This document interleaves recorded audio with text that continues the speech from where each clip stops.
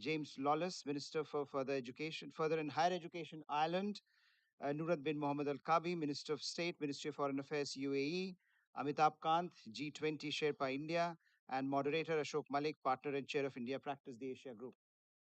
Ashok, over to you.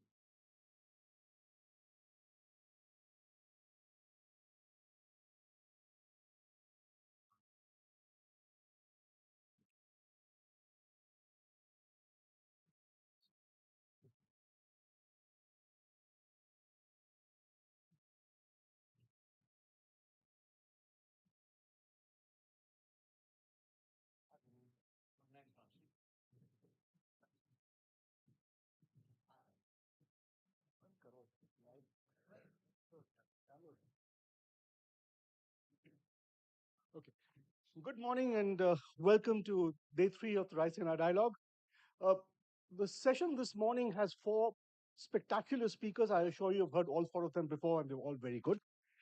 The issue before us needs a little context. In the medieval and early modern ages, more than nation states, it was cities that dominated our landscape as diplomatic hubs, as business hubs, as independent military actors as well. Venice and Vienna in Europe, Madurai, Surat, Hampi in India, all of these are examples. In the early 18th century, 19th century, I'm sorry, when Amschel Rothschild sent his five sons across Europe, he sent them to the big cities of Europe, not the big countries or nation states of Europe. In our times as well, a globalized economy has spawned global cities which compete for talent, for tourists, and serve as business as well as leisure hubs. In this century, our 21st century, cities and urban mega regions that combine both those pursuits, leisure and economy, will, will surpass many others, most others. That is at the heart of our conversation today. Let me begin with the first question, which is to Mohammed Nasheed.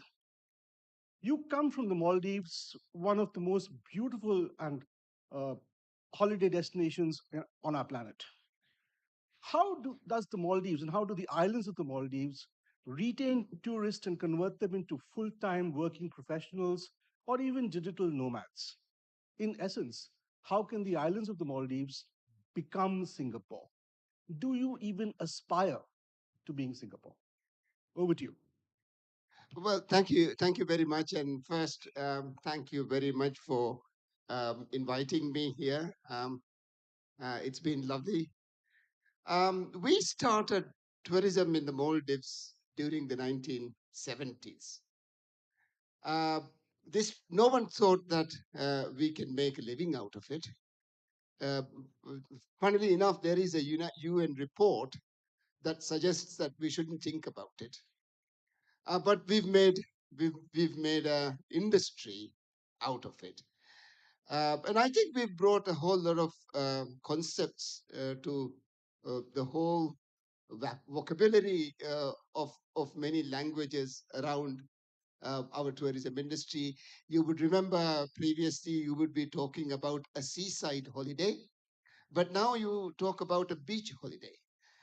So we've made uh, uh, tourism a brand, a culture that others also now want to do the same in similar fashion.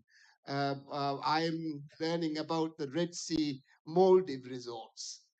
So any resort becomes a Maldives thing. So we, on the back of this tourism, we have become a middle income country. Our per capita now is at $14,000. Literacy rate has jumped to 99%. Mortality, death rates, and we've done much better through tourism. And your question suggested now how what do we do going forward? Now, COVID showed us a pathway. People started coming to the Maldives and not leaving, stayed for longer periods of time. So, with good digital infrastructure, it is possible for many took a new meaning during COVID, and therefore you could be working in the Maldives. Maldives can very easily be home. So we brought the infrastructure for that as well, which would be kind of trying to say that you can have your second home in the Maldives and then live there and work from the Maldives. Now, how do we do that? How do you get the tourists come to the Maldives? 70% of Maldives tourists who come there are repeaters. So how you get them to come there is by knowing where the tourist left her hairpin. It's a guest relations thing, and you try to understand the sentiments, the needs of the guest, and then try to provide that. Of course, you need all the infrastructure, water, uh, electricity, embankments, and so on. But uh, the tourist is very, very conscious of the environment. So you do not destroy the environment, but you make the environment your product. Do not build a breakwater, an artificial breakwater, but grow your reef, implant mangrove to protect your shoreline, recycle your waste to zero. So there's a whole lot of environment matters that you have to invest in to get the tourist coming.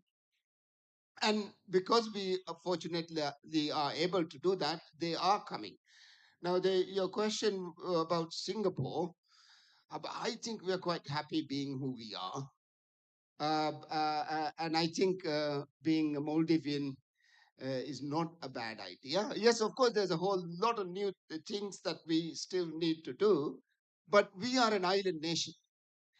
We are almost 2,000 islands, and we are not a small island nation. We are a big ocean state. We are 1,000 kilometers from north to south. We are 600 kilometers from east to west. So we occupy the navigable parts of the Indian Ocean. And so we are not Singapore, and we would like to remain as an island nation, a big ocean state. Thank you. Well put. James Lawless, we move from the Indian Ocean to the Atlantic.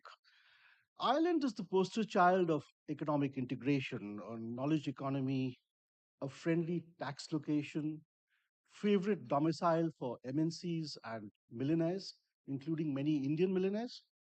Uh, Today, Brexit some years ago, and then the pushback against globalization, the rising tides of protectionism in the US, anti avoidance tax measures everywhere, all of these are challenges. Can the Celtic tiger lick geopolitics? Good morning, and it's great to be here and delighted to be part of the discussion. And I'm a tourist myself, in a way, because part of the reason for my trade mission this week is because it's our national holiday, St. Patrick's Day, the Irish national celebration. And our tradition is that our government, our ministers, we travel. We don't celebrate at home. We actually bring the message to the world, like maybe old missionaries of old or trade missions of today. Can the Celtic tiger lick geopolitics? Yes, so we are also an island nation. I listened with great interest to the Maldives story. Ireland is also an island nation, and we used to say we used to have a debate were we closer to Boston or Berlin in Ireland, and I think actually we are nicely between the two.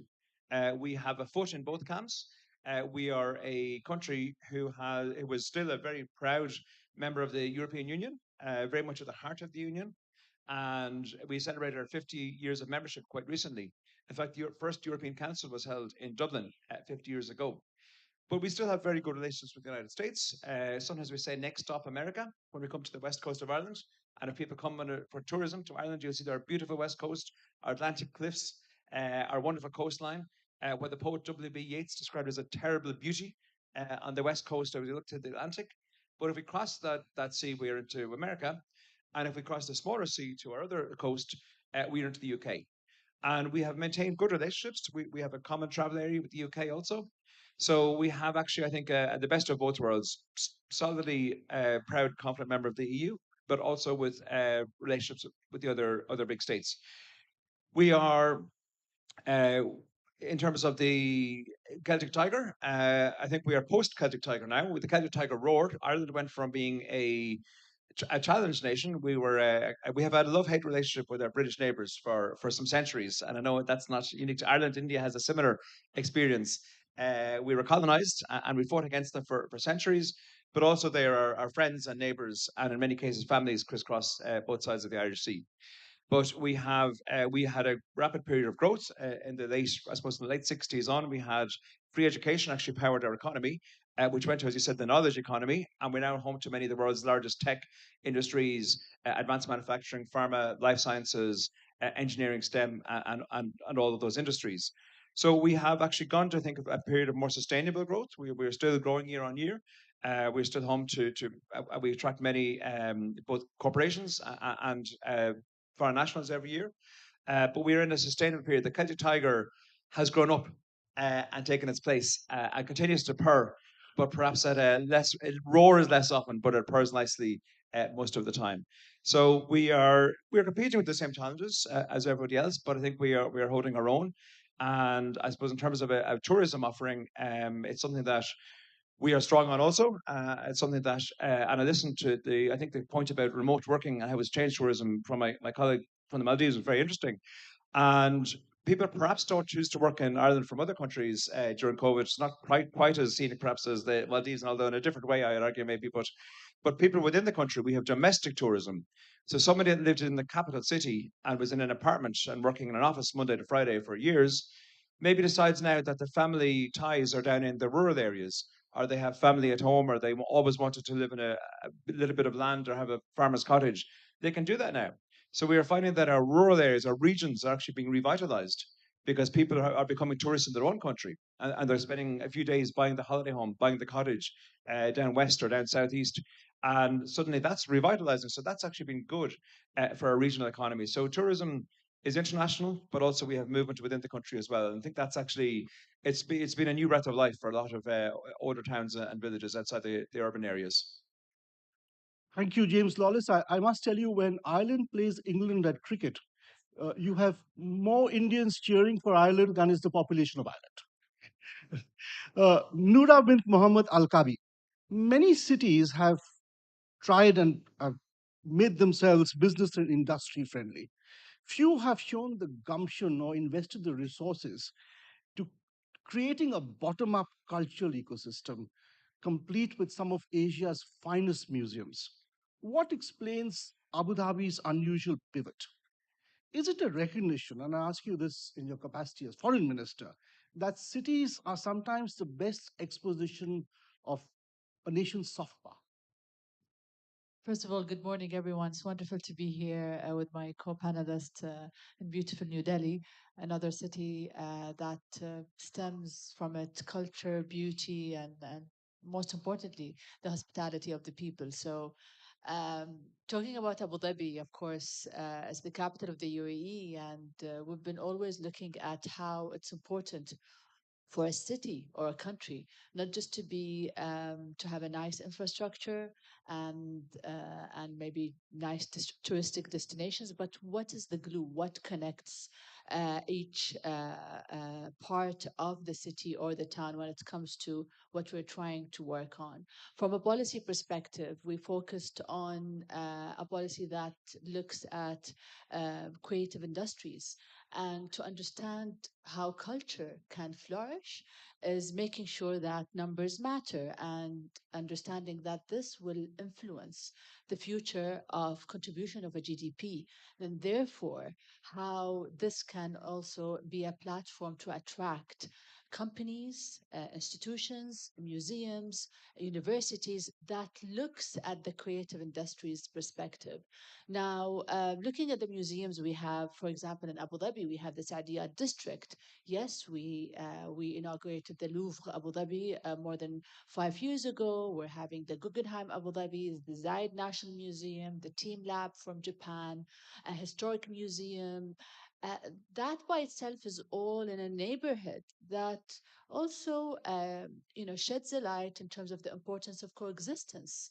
So we have the Abrahamic family house, where it's more of a community for everyone to gather there, a church and a synagogue and a mosque at the same place. We have the Bab's Hindu temple in Abu Dhabi as well. A couple of days ago, they had a huge iftar gathering at the Bab's Hindu temple. So the bottom up approach that you're talking about is an approach where people understand that a city is live because how they're connecting and conversating with one another and having respect and a dialogue with one another. I want to mention how important it is also for us in Abu Dhabi to attract more Bollywood creatives. We introduced a 30% and now included more 20% into film rebate. So this is by itself is a is a magnet to get more Bollywood films. What does it mean when I get more Bollywood films? Well, I grew up watching Bollywood films and enjoying them. I'm not gonna say the names because you're gonna know my age if I start with the classics. One of them, it's Amar Akbar Anthony, because again, we're talking about coexistence, as this is one of the amazing classics in Bollywood. But that by itself, you get the talents and you get what comes with it, the costumes, the set, the tourism, the services around every element of a shooting, the movie itself. And there's an interesting story where back then we wanted to build a set in the desert, in the middle of the desert in Abu Dhabi, and that was for the Star Wars, The Force Awakens uh, film. We had only 3 weeks to decide who will build for us the set, how can we connect Hollywood, Disney, Lucasfilms with the set designers from Bollywood. They built the set in 3 weeks, and it was the most beautiful Jakku or a planet for Star Wars. And that you as well in Abu Dhabi, not just connecting the internal of a city, of an institutions, but getting also players from different parts of the world and helping it to grow further. So there is the policy. There are of course, the diversity of a population. We in the UAE have more than 9 million residents. 3 million of them are from India, and where I love that they call the UAE home. So, what will make a city is its people and how it respects where they come from, what they believe in, and how can to provide them with that platform from culture, from worship, from education, and as well making sure that it's a place for their families and where they can call the UAE or Abu Dhabi home. What will make a city a city? There is food for thought there. Thank you.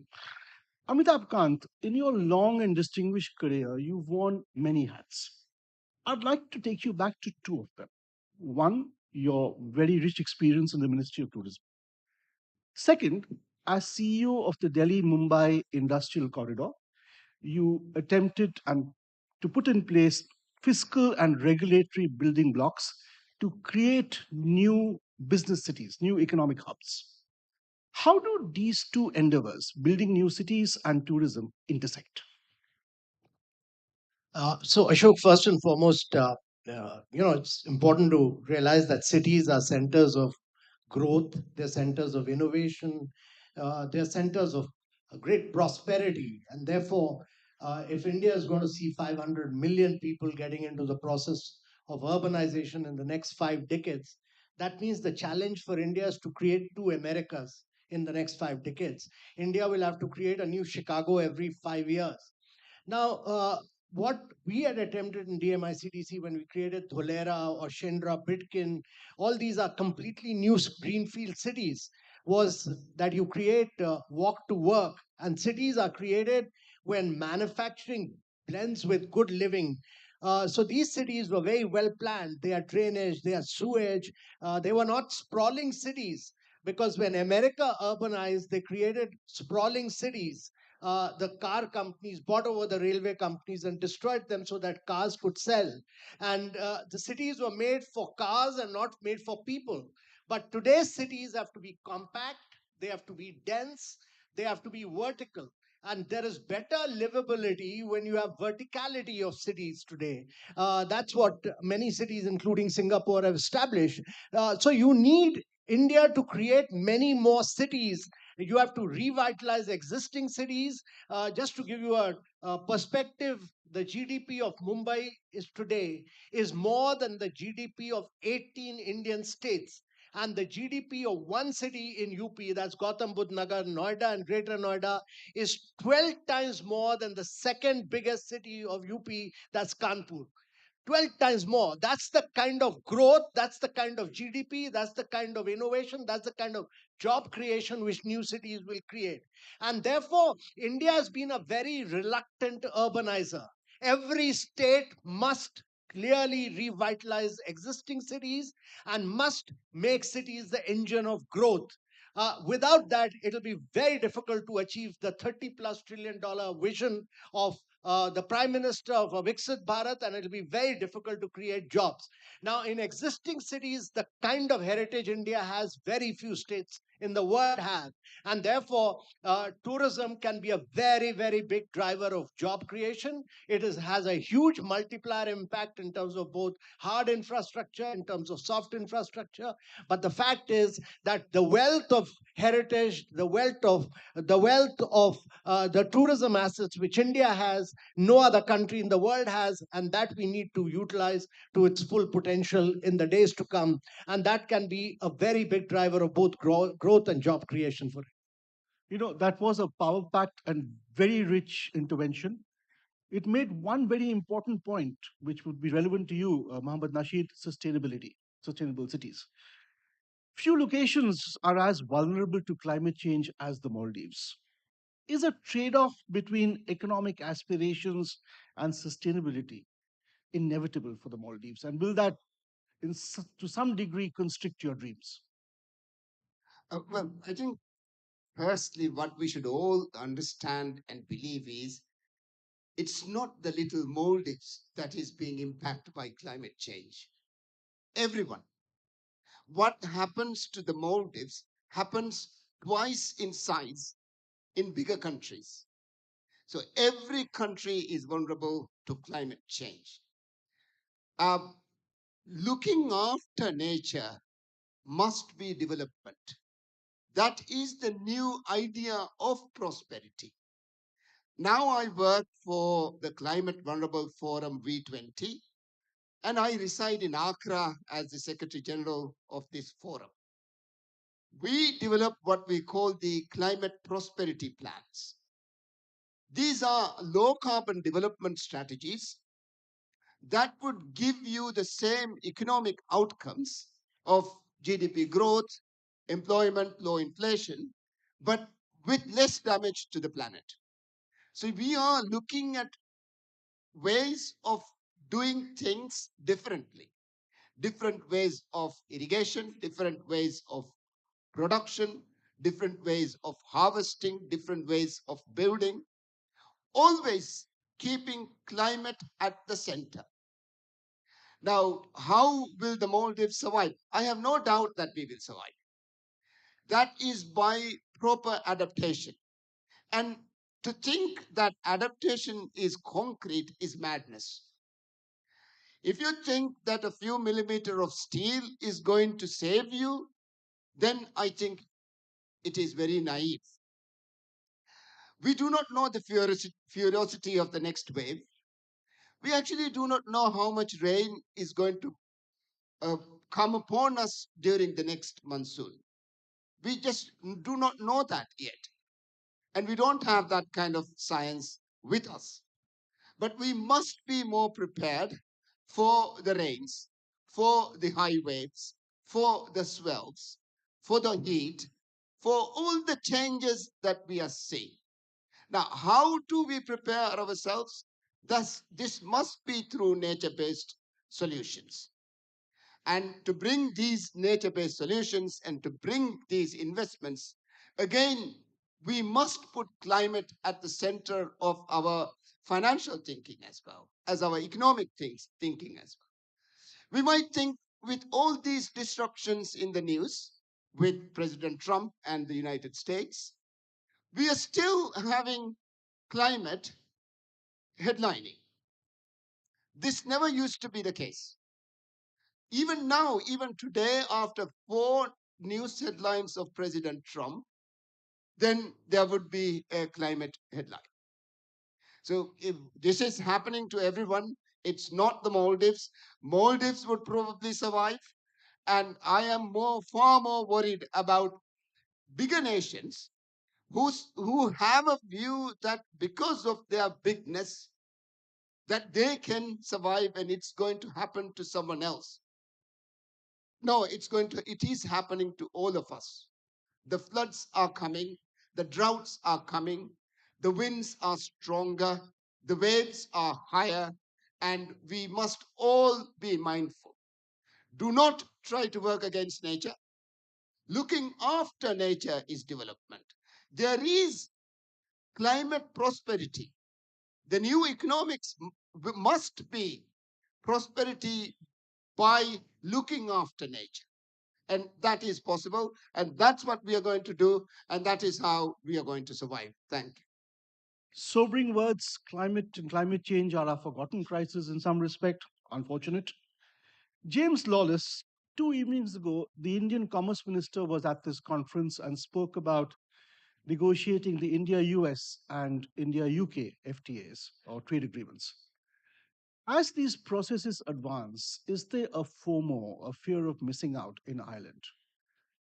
Because as the English speaking country in Europe, Ireland would benefit disproportionately from an India EU FTA or trade agreement. Quite honestly, each time I buy a Bushmill 16-year-old, I really miss that FTA. It would make my life easier. More seriously, would Dublin continue to be comfortable in these times with the new faces, the migration, uh, uh, the multiculturalism, even the new skin tones, if I could use a crude expression, that is an inevitable corollary of more trade, more tourism, and a bigger, more vibrant student community?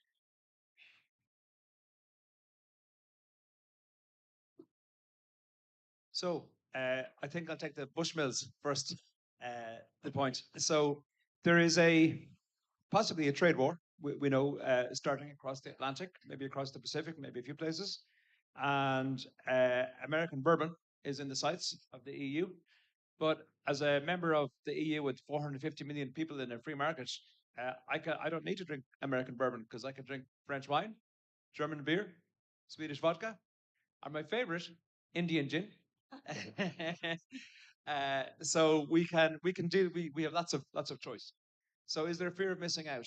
Um, so we have, as I said, we have the EU has a trade agreements with 70 countries, and there are no tariffs on those agreements actually, which is even better. I look at Canada, and the EU and Ireland are forming the CETA deal, the Canadian Free Trade Agreement, no tariffs. We might cross the Atlantic to north of North America a lot faster than we will to North the USA through the CETA deal. So we're benefiting actually from being part of a large trading bloc, which enters into agreements elsewhere. We want to pursue the EU India FTA very much so, and the College of Commissioners. So President van der Leyen for the European Commission, my colleague Commissioner Michael McGrath, who is the Law and Order Commissioner in the EU, and several others came to India last month to progress that agreement. And it is something that is a huge priority. Ireland alone does 16 billion euro worth of trade with India every year. The EU as a whole will do much more business. And India is a key strategic partner for Ireland and for the EU. And that's partly why I'm here and voting with my feet, because I want to develop those connections and those relationships. So we will continue to work those and progress those. And absolutely, we believe in free trade, and we believe in tariff-free trade as well. We have an open economy. We are, as you said, an English-speaking nation, and we have a lot of history, a lot of shared history, and We actually welcome, so in the next part of the question about diverse society, I think we're already that diverse society. We're already a very cosmopolitan. I was looking at some figures before today. So of our current population in Ireland, the single largest block, as you would imagine, are Irish. The next biggest is Poland. We've had a lot of migration from Eastern Europe. Then we have UK, as I say, our friends and neighbours across the sea. But the third largest group outside of Irish is Indian. There are a very significant number of Indians in the population working, many working in the tech sectors, the healthcare sectors, but also in our student population. Indians are Indians are the largest outside the EU, the largest single block. Indians make up the student body. And we are very, I think, attractive, and I hope, and that's maybe borne out by the figures, and welcoming. So we're a diverse society, and I think one of the benefits I think that we have of not, UK left European Union for their own reasons. USA are going a particular direction now. I think that Ireland stands for a more open, more progressive, more diverse, more tolerant, all-encompassing society, as well as an economy. So I'm proud of our position. I'm proud that we haven't gone that route. Actually, I think it's better to be together. We have a saying in Irish, "Ní cart or Curlicala." Together we are stronger, and we are global citizens, and we are welcoming citizens, and we are part of the open world, not the closed one. Thank you. Noura bint Muhammad Al-Kabi. James Lawless spoke about the many Indians in Ireland. There are even more numbers of Indians in the UAE. We in India often joke that Dubai and Abu Dhabi are the most efficient and well-organized Indian cities. More seriously, where does India fit into the Emirates' global city strategy? Do you see India as part of your extended geography? US passport control operates in Abu Dhabi. I've used. Could someday Indian passport control operate in Abu Dhabi as well?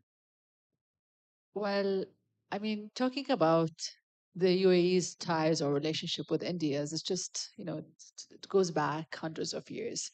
I mean, the trade and how it also influenced our first currency. Before the UAE dirhams, we used the rupee. You guys flavored our food with the spices. I can't imagine food, a dish without the yummy spices and the silk and the design of pearls. So I think that kind of a beauty of connection when it comes to historical ties is there.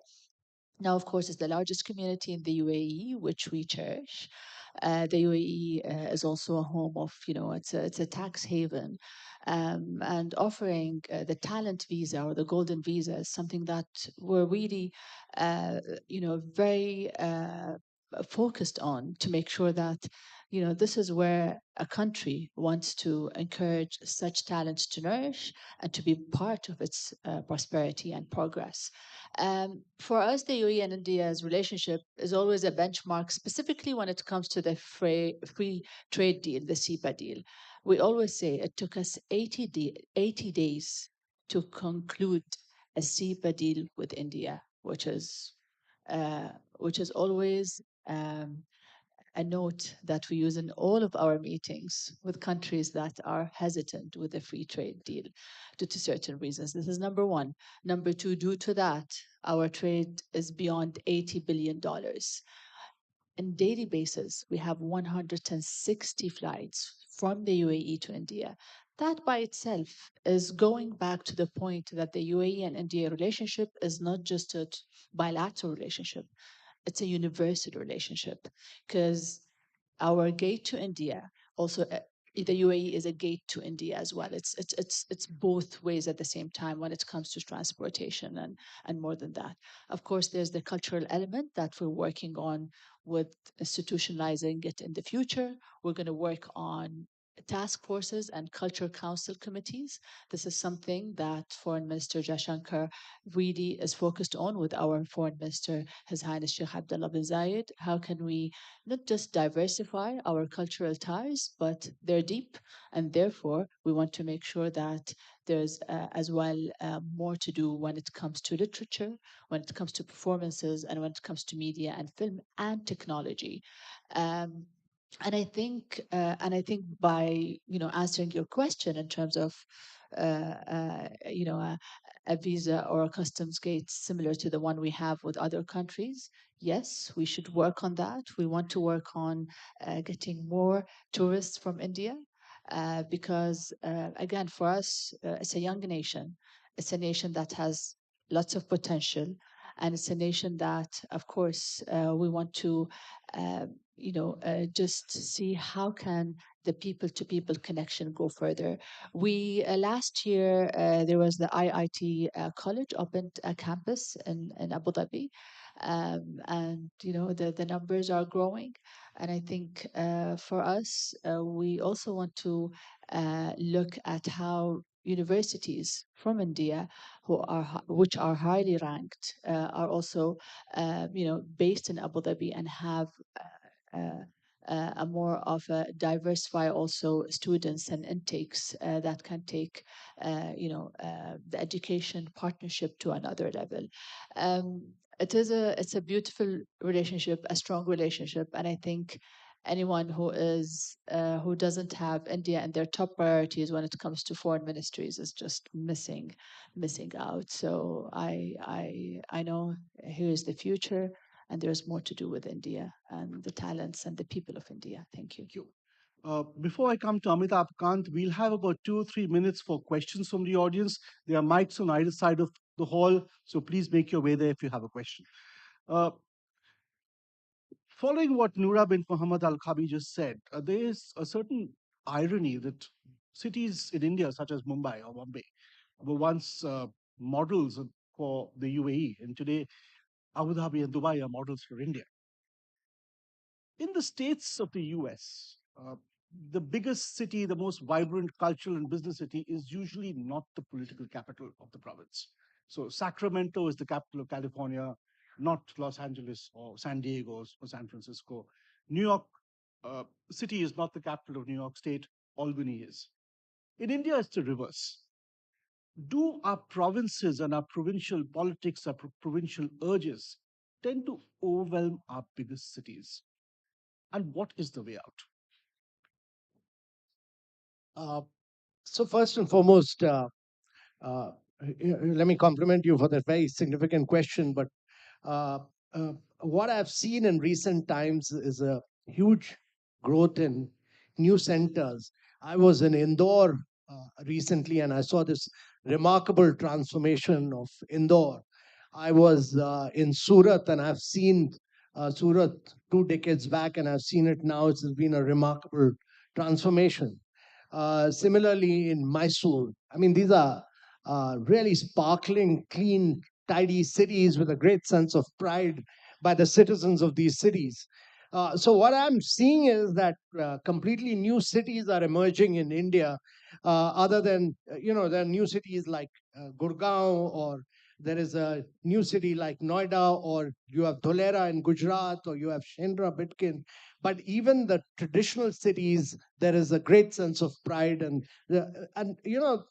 great thing is that the citizens have a great sense of ownership in these cities. So what I feel is that in the coming years, you will have many more. In India, the demonstration effect of these cities will start to happen. You've already had these 100 smart cities movement, which has seen a huge amount of investments and transformation of many of these cities. And what you will see is a huge, huge transformation.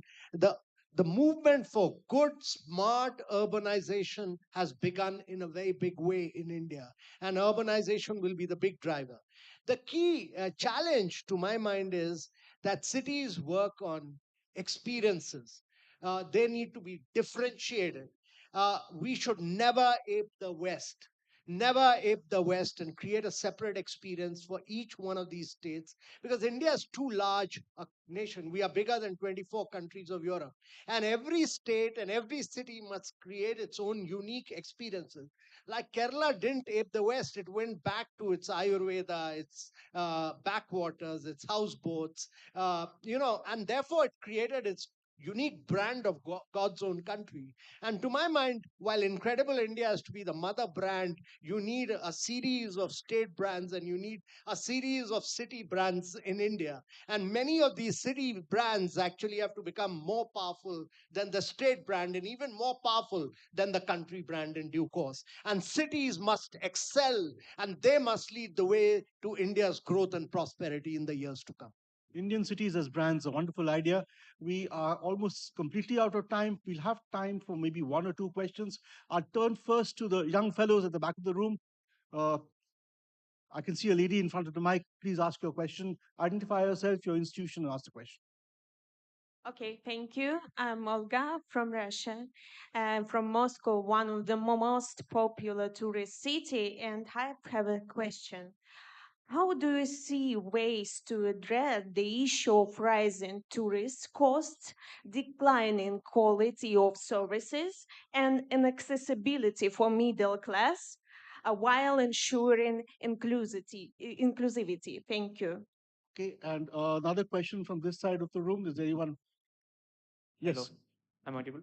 Yeah. I'm Ganesh from Mahe, Bengaluru. So the question is to Amitabh sir. So isn't tourism about, say, just attracting visitors or economic, generating economic, like businesses? But isn't it about protecting the stories or the traditions and the identity that the places have? So that's my question. Thank you. I'd request Amitabh Kant to answer that and then maybe move to anyone else who has a comment to make because both questions are tourism related. So, firstly, let me respond to my friend from Russia that Moscow is a great city, but I think St. Petersburg is even a greater city. And I link it to the second question that was asked is that both these cities are built on experiences, as I said. It is very much about storytelling, it's about heritage, it's about bringing that city alive, making it a very vibrant, dynamic city, much like. St. Petersburg is, or much like Moscow, you've tried to do. So many Indian cities have attempted to create that unique experience and storytelling. If you go to Hampi or if you go to Khajuraho, these are great experiences which are told about. Or if you go to, Tanjore, for instance, or if you go to Mahabalipuram, for instance, the guides take you through such a spectacular experiential tour which you can never get from anywhere else.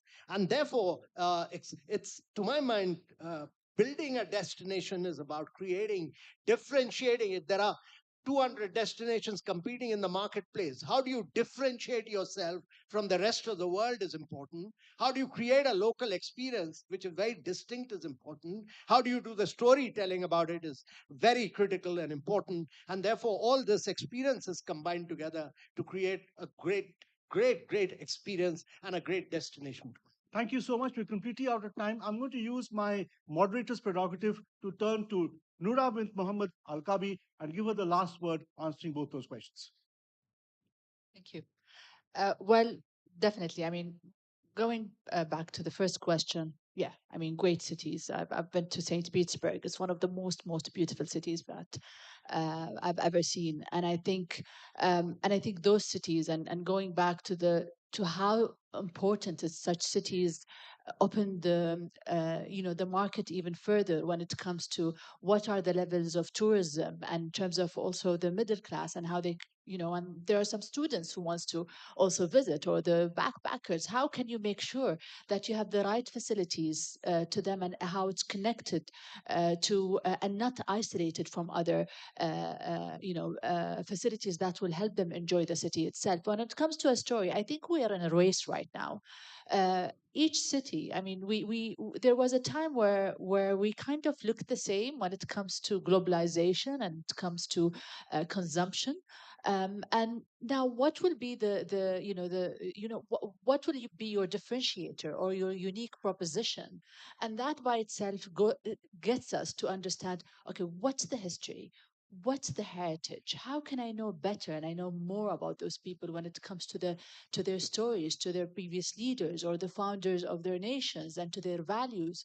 And therefore they're museums, but how can you add the element of it being a universal museum, such as the Louvre in Abu Dhabi? You go to the museum, you feel that you're in a universal one. You don't feel that the civilizations are segregated due to a certain kind of an element, geographical element, but you feel that you're in a one world. So I think we're now asking ourselves. We have audiences are the attention of span, and we were talking about it yesterday at dinners, is very short. The TikTokers, will go to a certain restaurant to and will tell you a story of maybe the city. Some people will go to a city for a certain restaurant or a certain street food. They will go for that, and they will stand in a queue and for 2 days, and that will be everything they want to add on their social media. It's fine, because this is also a game changer. Um, a story that we are enjoying right now in the UAE is the Dubai chocolate, the Dubai fixed chocolate. I go around and, it's a great story. You can Google it later. But I was in Geneva and I see a Lindt brand, imitating the Dubai chocolate. And it's a homegrown chocolate. And, and I think all stories matter. But what is really important is how to differentiate yourself from others and make sure that you never forget your identity, your heritage, and your historical ties and values when it comes to the storytelling element. Thank you. Well put. All stories matter. Make your story matter. Make your city story matter. Thank you so much. A round of applause for all our panelists. I now hand it back to the organizers. Thank you. Thank you. Sorry. Thank you so much to all the speakers. If I could invite you to the top of the stage for a quick